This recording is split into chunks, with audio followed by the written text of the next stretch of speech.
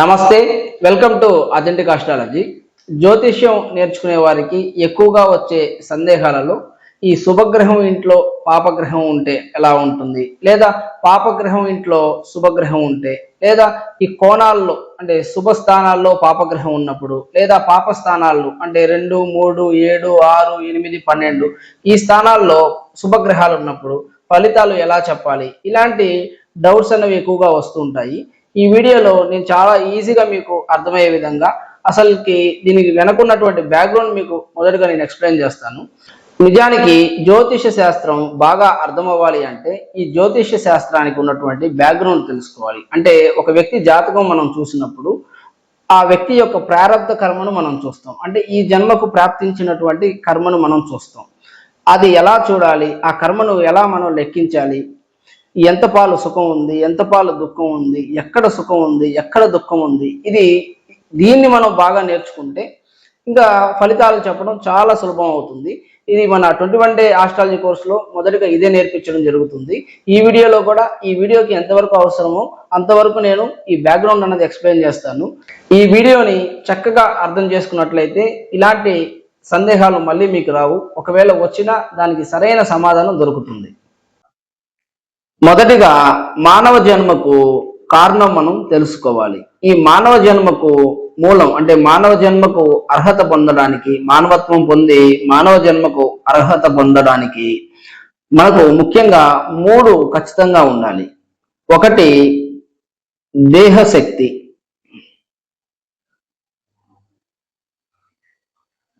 2 జ్ఞానశక్తి లేదా విద్యాశక్తి, 3 ధనశక్తి. చూడండి, ఈ 3 మానవ జన్మకు చాలా ముఖ్యమైనవి. దేహశక్తి, ఒక మనిషి జీవించడానికి దేహశక్తి అవసరం. అంటే ఆరోగ్యం అన్నది ప్రతి ఒక్కరికి అవసరం. అది ఎక్కువ ఉండొచ్చు, తక్కువ ఉండొచ్చు. మంచి ఆరోగ్యం ఉన్న వాళ్ళు దృఢంగా బలంగా ఉంటారు. ఆరోగ్యం తక్కువ ఉన్నవారు అనారోగ్య సమస్యలతో బాధపడుతుంటారు. పూర్తిగా ఆరోగ్యం లేకుండా ఎవరు ఉండరు. అంటే పూర్తిగా ఆరోగ్యం లేకుండా ఉన్నారు అంటే జీవించలేరు అని అర్థం. కాబట్టి ఈ మానవ జన్మ అంటే ఒక వ్యక్తి జీవించి ఉండాలి అంటే ఖచ్చితంగా దేహశక్తి ఉండాలి. ఓకేండి, ఇది ప్రైమరీ. అలానే జ్ఞానశక్తి లేదా విద్యాశక్తి. చూడండి, ఈ మానవుడికి జ్ఞానం అన్నది చాలా ముఖ్యమైనది. ఇది ఎక్కువ ఉండొచ్చు, తక్కువ ఉండొచ్చు. ఎక్కువ ఉన్నవారు విదేశాలకు వెళ్ళొచ్చు, పిహెచ్డి చదవచ్చు, అందుకనే పెద్ద చదువులు చదవచ్చు. తక్కువ ఉన్నవారు అసలు చూడండి, బడి ముఖం చూడని ఒక వ్యక్తి కూడా అతనికి కూడా విద్యా బలం ఉన్నట్లే. ఎందుకు అంటే అతను తన మాతృభాషను మాట్లాడగలుగుతాడు. ఒక షాప్కి వెళ్ళి ఒక 100 రూపాయలు ఇచ్చి ఒక 50 రూపాయలకి ఏదన్నా కొనుక్కొని మిగతా ఈ 50 రూపాయలు వెనక్కి తీసుకోగలిగిన శక్తి అతనికి ఉంటుంది. ఓకేనండి, అతను బడికి పోకపోయినా ఇవి తెలిసి ఉంటాయి. ఒక వ్యక్తితో ఎలా మాట్లాడాలి, సమయస్ఫూర్తి, ఇది కూడా విద్యాశక్తి. ఓకే అండి, ఏ విధంగా మాట్లాడాలి ఇవన్నీ తెలుసుకుంటారు. ఓకేనండి, కాబట్టి ఈ జ్ఞానశక్తి లేదా విద్యాశక్తి అన్నది ప్రతి ఒక్కరికి ఖచ్చితంగా ఉండవలసింది. అంటే మానవుడికి అతి ముఖ్యమైనది. ఓకే అండి, ఈ విద్యాశక్తి ఇది ఎక్కువ ఉండొచ్చు, తక్కువ ఉండొచ్చు. ఓకేనా, దీన్ని బట్టే మనం ఒక జాతకం చూసి అతనికి విద్యాబలం ఎంత ఉంది, ఎంతవరకు చదవగలడు, ఎంతవరకు నేర్చుకోగలడు, ఇవన్నీ కూడా మనం తెలుసుకోవచ్చు. అలానే ధనశక్తి, ఈ ప్రపంచంలో ₹1 కూడా ఖర్చు పెట్టని వారు ఎవరు ఉండరు. మానవ జన్మ తీసుకోవాలి అంటే ఖచ్చితంగా అంతో ఇంతో ధనశక్తి ఉండాలి. అది ఎక్కువ ఉన్నవారు కోటీశ్వరులు, బాగా సంపన్నులు అవుతారు. తక్కువ ఉన్నవాళ్ళు పేదరికంలో ఉండవచ్చు. కానీ ₹1 కూడా అసలు ఒక చిల్లి గవ్వ కూడా లేని వాళ్ళు ఎవరు ఉండరు. ఇప్పుడు మనం ఏవైతే ఈ త్రివిధ శక్తులు మానవ జన్మకు అత్యావశ్యకము అని చెప్పుకున్నామో దానిని జ్యోతిష్య శాస్త్రంలో కోణము అని అంటారు. ఎందుకండి, కోణాలు ఈ పదం ఎక్కువగా వింటూ ఉంటాం జ్యోతిష శాస్త్రంలో. కోణాలు, కోణస్థానాధిపతులు, కోణాధిపతులు. ఓకేనండి, ఇది తెలుసుకుంటే జ్యోతిష శాస్త్రం చాలా సులభంగా అర్థమవుతుంది. ఈ కోణాలు ఈ శాస్త్రానికి మూలం. చూడండి, లగ్నము దేహశక్తి, పార్వతీ అమ్మవారు అధిష్టాన దైవం. అలానే పంచమము భారతీ స్థానము విద్యాశక్తి, సరస్వతి అమ్మవారు అధిష్టాన దైవము. అలానే నవమము లక్ష్మీ స్థానము ధనశక్తి, లక్ష్మీ అమ్మవారు అధిష్టాన దైవం. ఓకేనండి. ఈ త్రివిధ శక్తులు ఆ బలం ఎంత ఎక్కువ ఉంటే వారి వారి జాతకాల్లో చూడండి, అందరికీ అన్నీ ఉండవు కదా. కొంతమంది బాగా విద్యావంతులై ఉండొచ్చు, ధనం లేకపోవచ్చు. కొంతమంది బాగా ఆరోగ్యంగా ఉండొచ్చు, విద్య లేకపోవచ్చు. కొంతమందికి ఎవరో మనం రేర్ కేసెస్ లో చూస్తుంటాం, ఈ 3 త్రివిధ శక్తులు ఉన్నటువంటి వారు చాలా అరుదుగా పుడుతూ ఉంటారు. మన మానవ జన్మ పర్పస్ కూడా ఇక్కడే ఉంది. ఇది నేను రాబోయే వీడియోస్ లో కూడా మీకు చెప్తాను. చూడండి, ఇక్కడ మనం ముఖ్యంగా అర్థం చేసుకుంది కోణాలు అంటే ఖచ్చితంగా ప్రతి మానవుడికి ఆరోగ్యం ఉండాలి, అలానే విద్యాబలం ఉండాలి, ఎక్కువ ఉండొచ్చు తక్కువ ఉండొచ్చు, అలానే ధనబలం ఉండాలి, ఎక్కువ ఉండొచ్చు తక్కువ ఉండొచ్చు. కాబట్టి స్థిరమైన స్థానాలు, స్థిర శుభ స్థానాలు ఈ కోణాలు అంటే 1, 5, 9 స్థానాధిపతులు స్థిర శుభగ్రహాలు అవుతారు. చూడండి, లగ్నాధిపతి దేహశక్తిని ఇస్తారు, పంచమాధిపతి విద్యాశక్తిని, నవమాధిపతి ధనశక్తిని ఇస్తారు. ఆ గ్రహాలు ఉన్న బలాన్ని బట్టి, ఉన్న స్థానాన్ని బట్టి ఫలితాలు అన్నది చూడడం జరుగుతుంది. ఇక్కడ మనం ముఖ్యంగా నేర్చుకున్నది ఏంటి? స్థిర శుభగ్రహాలు కోణాధిపతులు. ఎందుకంటే శాస్త్రానికి మూలం ఈ కోణాలు, కోణాధిపతులే. ఇక్కడ మనం స్థిర శుభగ్రహాలు ఎవరో తెలుసుకున్నాం, ప్రతి లగ్నానికి స్థిర శుభగ్రహాలు ఎవరో తెలుసుకున్నాం. ఇక మనం ముఖ్యంగా తెలుసుకోవాల్సింది ఏంటి అంటే అసలు శుభగ్రహం అంటే ఏంటి, పాపగ్రహం అంటే ఏంటి, ఇది చాలా ముఖ్యంగా మనం అసలు దీని అర్థం తెలుసుకోవాలి. చూడండి, శుభగ్రహం అంటే గత జన్మల్లో మనం చేసినటువంటి సత్కర్మలకు గాను ఏ కారకత్వాలతో మనం సత్కర్మలు చేసామో ఆ కారకత్వాలు వహించే గ్రహాలు ప్రసన్నత చెంది ఆ గ్రహాలు మనకు శుభగ్రహాలుగా ఈ జన్మలో రావడం జరుగుతుంది. అంటే మనల్ని లాలించి పాలించే గ్రహాలు ఈ శుభగ్రహాలు. అంటే 1% కూడా మనల్ని హాని చేయని గ్రహాలు ఈ శుభగ్రహాలు. అలానే గత జన్మల్లో మనం ఏవైతే దుష్కర్మలు పాపం చేశామో, ఏ కారకత్వాలతో చేశామో ఆ కారకత్వాలకు సంబంధించినటువంటి గ్రహాలు ఆ గ్రహ మండలం ఆ కర్మను సంగ్రహించి ఈ జన్మలో దాన్ని మనకు ఇవ్వడం జరుగుతుంది. కాబట్టి పాపగ్రహాలు అంటే అవి పాపగ్రహాలు కాదు, మన పాప ఫలాన్ని ఇవ్వడానికి వచ్చినటువంటి గ్రహాలు. కానీ ఈ కాన్సెప్ట్ బాగా అర్థం చేసుకుంటే ఈ శుభగ్రహాలు పాపగ్రహాలు అన్నవి వ్యక్తిగతమైనవి. అందరికీ ఒకే శుభగ్రహాలు, అందరికీ ఒకే పాపగ్రహాలు ఉండవు. ఇది మనకు బాగా అర్థం చేసుకోవాలి. ఎందుకంటే అందరూ ఒకే విధమైనటువంటి పుణ్యము, ఒకే విధమైనటువంటి పాపం చేయరు కదా. వారి వారి కర్మానుసారంగా శుభగ్రహాలు పాపగ్రహాల నిర్ధారణ అన్నది జరుగుతుంది.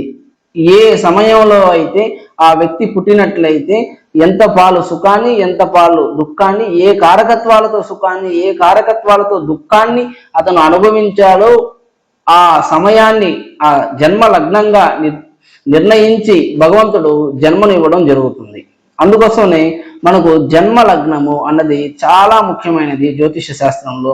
ఈ జన్మ లగ్న కుండలి అంటే మన జన్మ లగ్నం చూసి అక్కడ ఉన్నటువంటి గ్రహాలను చూసి ఆ వ్యక్తి యొక్క ప్రారంభ కర్మను మనం ఎంత బాగా అర్థం చేసుకుంటే అంత బాగా మనం ఫలితాలు చెప్పవచ్చు. ఇక్కడ మనం తెలుసుకోవాల్సింది పాపగ్రహాలు శుభగ్రహాలు అందరికీ ఒకటే కాదు. వ్యక్తిగతంగా వారు చేసినటువంటి కర్మానుసారంగా వారి వారి కర్మలను అనుసరించి ఈ జన్మలో కొన్ని గ్రహాలు శుభగ్రహాలు గాను, కొన్ని గ్రహాలు పాపగ్రహాలు గాను వస్తుంటాయి. ఇది ఏ లగ్నానికి ఎవరు శుభగ్రహాలు ఎవరు పాపగ్రహాలు అన్నది ఒక వీడియో కూడా చేయడం జరిగింది మన యూట్యూబ్ ఛానల్లోనే. ఆ లింక్ కూడా మన ఈ వీడియో డిస్క్రిప్షన్ లో ప్రొవైడ్ చేస్తాను. ఒకవేళ మీకు అది తెలియనట్లయితే ఆ వీడియో కూడా ఒకసారి చూడండి. ఇక ఈ పాపగ్రహాల ఇళ్లలో శుభగ్రహాలు లేదా శుభగ్రహాల ఇళ్లలో ఈ పాపగ్రహాలు లేదా కోణాలలో పాపగ్రహాలు లేదా పాపస్థానాలలో శుభగ్రహాలు ఉంటే ఫలితాలు ఎలా ఉంటాయో చాలా సులభంగా మనం చెప్పుకున్నాం. చూడండి, ఈ శాస్త్రానికి మూలం కోణాలు కదా. ఈ కోణాధిపతులు సర్వే త్రికోణ నేతారో గ్రహ శుభఫలప్రద అన్న శ్లోకం ప్రకారం సర్వే ఎల్లప్పుడూ శుభఫలప్రద శుభ ఫలితాలను ఇచ్చేది కోణాధిపతులు. ఎందుకంటే నిత్యవసరం ప్రతి మానవుడికి ఈ త్రివిధ శక్తులు. ఓకేనండి. సో కాబట్టి ఈ లగ్న పంచమ నవమ స్థానాధిపతులు ఏ స్థానాలలో ఉన్నా శుభ ఫలితాలనే ఇస్తారు. 1% కూడా ఇబ్బంది పెట్టరు. ఎందుకు పెట్టరు అంటే ఈ గ్రహాలు మన పూర్వ కర్మానుసారంగా మనకి సుఖాన్ని ఇవ్వడానికి వచ్చినటువంటి గ్రహాలు. దీంట్లో బలాలు కొంతమందికి శుభగ్రహాలు బలం ఎక్కువ ఉండొచ్చు, కొంతమంది తక్కువ ఉండొచ్చు. ఆ బలాన్ని బట్టి ఆ వ్యక్తి ఎంత స్థాయికి వెళ్తాడు ఇవన్నీ మనం చూడవచ్చు. కానీ బేసిక్ గా శుభగ్రహాలు శుభ ఫలితాలనే ఇస్తాయి ఏ స్థానంలో ఉన్నప్పటికీ.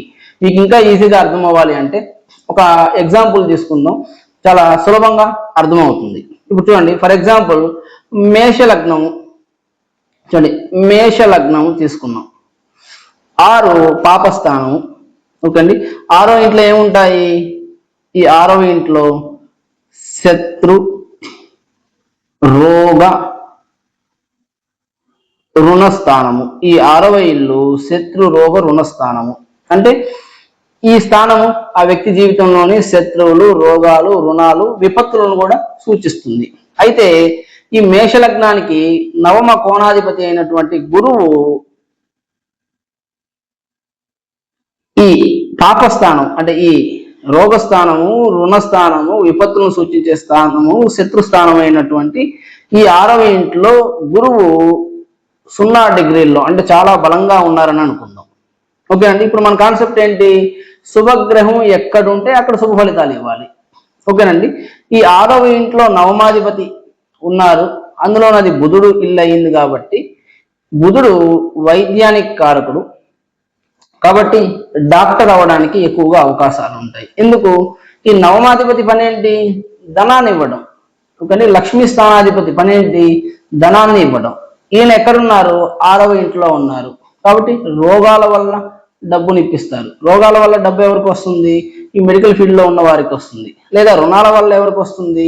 ఫైనాన్స్ చేసే వాళ్ళకి వస్తుంది. అర్థమైందండి? ఇప్పుడు మనం క్లియర్ గా అర్థం చేసుకోవాల్సింది ఏంటి అంటే, ఒక స్థానంలో శుభగ్రహం ఉంటే అది ఏ స్థానం అయినప్పటికీ అదే కారకత్వాలతో శుభ ఫలితాలను ఇస్తుంది. ఒకవేళ ఇది కాదు అని అనుకుంటే ఈ ప్రపంచంలో అందరూ పేషెంట్లే ఉండాలి, డాక్టర్లు ఎవరు ఉండకూడదు. అర్థమైందండి? ఈ 6వ ఇంట్లో పాపగ్రహం ఉంటే వాళ్ళకి ఎక్కువగా రుణ సమస్యలు, రోగ సమస్యలు, అలానే శత్రు సమస్యలు, విపత్తులు ఎక్కువగా ఉంటాయి. అక్కడ ఒక శుభగ్రహం ఉంటే శత్రు, రోగ, రుణ, విపత్తుల వల్ల లాభం గడిస్తారు. ఇదే విధంగా ఇంకొక ఎగ్జాంపుల్, జస్ట్ మనం ఒక వృషభ లగ్నం తీసుకున్నట్లయితే చాలా మందికి మెజారిటీ పీపుల్ కి శని అంటే ఒక ఇది ఉంటుంది, శని గ్రహం పాపగ్రహం అని బాధ పెడతారని ఈ రకరకాలుగా అనుకుంటూ ఉంటారు. ఈ వృషభ లగ్నం మనం చూసినట్లయితే వృషభ లగ్నానికి శని శుభగ్రహం అవుతారు. ఏ ఆధిపత్యాలు వస్తాయి శనికి? శని ఈ వృషభ లగ్నానికి నవమ దశమాధిపతి అంటే నవమ కోణాధిపతి, స్థిర శుభగ్రహం. ఈ శని గ్రహానికి ఇక్కడ దశమ కేంద్రాధిపత్యం కూడా వచ్చింది. ఓకేనండి, ఇప్పుడు శని గ్రహం ఈ వృషభ లగ్న జాతకులకు శని ఏమి ఇవ్వాలి? ధనాన్ని ఇవ్వాలి, వృత్తిని ఇవ్వాలి, కీర్తి ప్రతిష్టలను ఇవ్వాలి, అలానే దైవభక్తిని కూడా ఇవ్వాలి. ఈ శని 6వ ఇంట్లో మనం ఇంతకుముందు చెప్పుకున్నాం, 6వ ఇల్లు శత్రు, రోగ, రుణస్థానం అని. ఈ శని 6వ ఇంట్లో బలంగా ఉన్నట్లయితే, ఒకవేళ బలంగా అంటే ఒక 5 డిగ్రీలో లేదా ఒక 0 డిగ్రీలో ఎంత బలంగా ఉన్నట్లయితే, చూడండి శని ఈ నీచ వృత్తులకు కారకుడు కాబట్టి ఈ నీచ వృత్తులతోనే ఆదాయాన్ని ఇప్పిస్తారు. అంటే ఎక్కువగా ఫైనాన్స్, ఈ వడ్డీ వ్యాపారం చేయడానికి ఎక్కువగా అవకాశాలు ఉంటాయి. అలానే ఇది శుక్రుడి ఇల్లు కూడా అయింది కాబట్టి శుక్రగ్రహ కారకత్వాలు కూడా ఇక్కడ మనం చూడవచ్చు. అంటే ఆన్లైన్ లో ఫైనాన్స్ కంపెనీ ఉండడం. ఓకేనండి, ఈ కంపెనీలో ఇతను ఒక ఎంప్లాయీగా జాయిన్ అవ్వడం, లేదా ఎక్కువ బలం ఉండి నిర్మాణ స్థానం అయినటువంటి చతుర్థ శుద్ధి కూడా కలిగినట్లయితే ఇతనే ఒక పెద్ద ఫైనాన్స్ కంపెనీ పెట్టడం. ఓకే అండి, ఈ విధంగా ఫలితాన్ని మనం చూడడానికి అవకాశాలు ఉంటాయి. అదే విధంగా ఏదైనా ఇంకొక ఎగ్జాంపుల్ మకర లగ్నం తీసుకుందాము.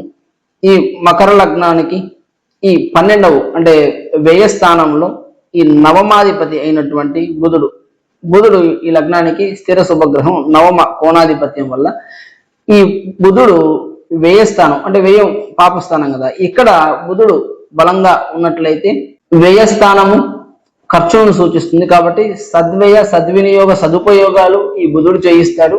దానితో పాటు మోక్షస్థానము అలానే సద్గ్రంథ పఠనం కూడా సూచిస్తుంది కాబట్టి అందులోనూ ఈ 12వ ఇల్లు గురువు ఇల్లు అయింది. గురువు ఈ లగ్నానికి పాపగ్రహం అయినప్పుడు గురువు ఇంట్లో ఈ నవమాధిపతి, దైవభక్తిని సూచించేటటువంటి నవమాధిపతి ఈ గురువు ఇంట్లో ఉండడం వల్ల గ్రంథాలకు, సద్గ్రంథాలకు కారకుడు కాబట్టి ఈ సద్గ్రంథ పఠన చేయించడం, ఎక్కువగా మోక్షానికి మార్గం చూపించడానికి అవకాశాలు ఉంటాయి. దాంట్లో కూడా వీరు మోక్షంలో కూడా కొంతమంది భక్తి యోగము, ధ్యాన యోగము, కర్మయోగము, కర్మ సన్యాస యోగము, ఈ విధంగా ఎన్నో యోగాలు ఉన్నప్పటికీ వీరు ఎక్కువగా భక్తి యోగంలో ఉండడానికి ఎక్కువ అవకాశాలు ఉంటాయి. అలానే వీరు శివకేశవులను ఇద్దరిని సమదృష్టితో చూడడానికి కూడా ఇక్కడ ఎక్కువగా అవకాశాలు ఉంటాయి. అదేవిధంగా ఇంకేదైనా అష్టమంలో ఒక పాపగ్రహం ఉన్నట్లయితే, ఫర్ ఎగ్జాంపుల్ మనం ఈ తులా లగ్నం తీసుకున్నట్లయితే చంద్రుడు ఈ లగ్నానికి దశమ కేంద్రాధిపత్యం వల్ల శుభగ్రహం అవుతారు. ఈ తులా లగ్నం సినీతారులకు అంటే ఎక్కువ ఈ సినీ ఫీల్డ్ లో ఉన్న వారికి, మీడియా ఇలాంటి వారికి ఎక్కువగా ఫేవరబుల్ గా ఉంటుంది.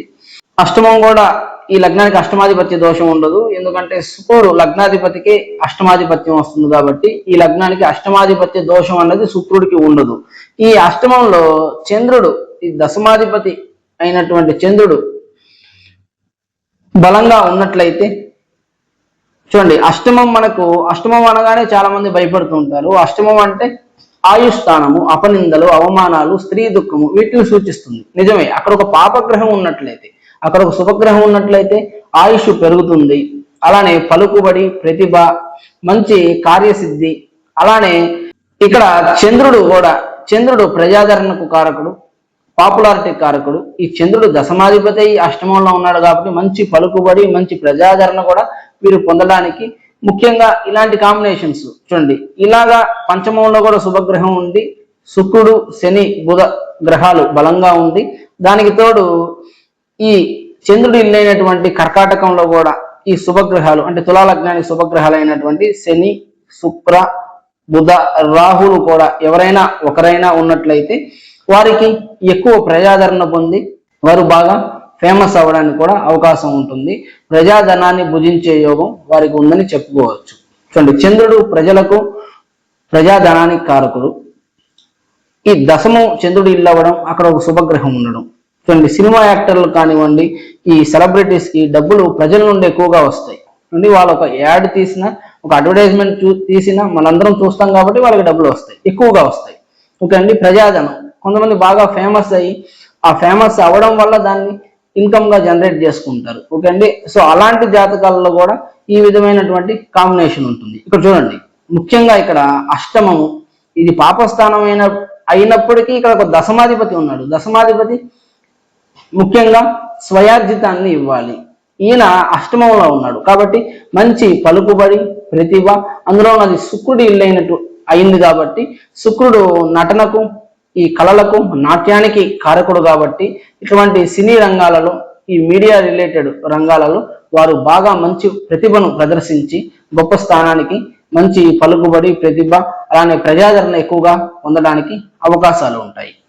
అదేవిధంగా ఇక పాపగ్రహాలు ఈ కోణాలలో శుభగ్రహాల ఇళ్లలో ఉంటే ఇబ్బంది పెడతాయి. చూడండి, అదే విధంగా మనకు ఈ పాపగ్రహాలు కోణాలలో ఉంటే ఎలా ఉంటుంది చూడండి. సింపుల్ గా చూడండి, లగ్నము ఏదన్నా ఈ ధనుర్లగ్నం తీసుకుందాము. చూడండి, ఈ ధనుర్లగ్నానికి చంద్రుడు అష్టమాధిపతి. ఈ చంద్రుడికి అష్టమాధిపత్య దోషం ఉంటుంది. ఈ ధనుర్లగ్నానికి చంద్రుడు లగ్నంలో అంటే కోణంలో దేహస్థానంలో చంద్రుడు బలంగా పాపిగా ఉన్నట్లయితే సింపుల్. చూడండి, పాపగ్రహం ఎక్కడున్నా దాని పని ఏంటి? బాధ పెట్టడం. ఎక్కడ ఉందో ఆ కారకత్వాలతో, ఏ అధిపతో ఆ కారకత్వాలతో ఇబ్బంది పెట్టడం. ఎక్కువగా ఆరోగ్య సమస్యలు ఇక్కడ మనం చూడవచ్చు, ఎందుకంటే పాపగ్రహం లగ్నంలో ఉంది కాబట్టి.